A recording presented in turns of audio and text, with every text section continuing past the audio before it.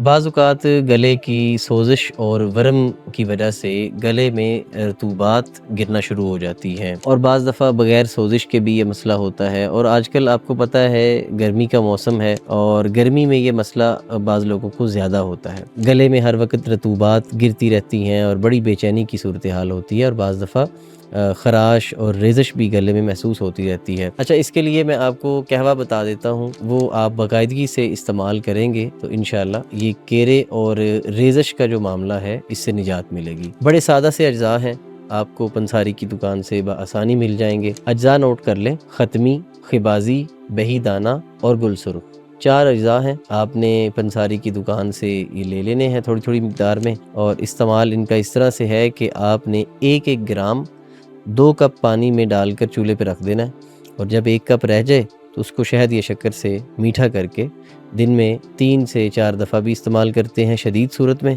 जैसे ही तबीयत नॉर्मल हो तो इसको आप 2 दफ़ा भी सुबह शाम इस्तेमाल करें। और इसके साथ इसमें अद्वियात के तौर पर आप अतरीफ़ुल कशनीज़ सुबह के वक्त ले सकते हैं, और अतरीफ़ुल ज़मानी ये आप शाम के वक्त ले सकते हैं, और ये दोनों अद्वियात भी आपको बआसानी मार्केट से मिल जाएंगी, और मतब इब्न तबीब की तैयार करदा भी आप हासिल कर सकते हैं। हमारे व्हाट्सएप नंबर पे रब्ता करके ये दवाएं मतब इब्न तबीब की भी तैयार करदा दस्तयाब हैं।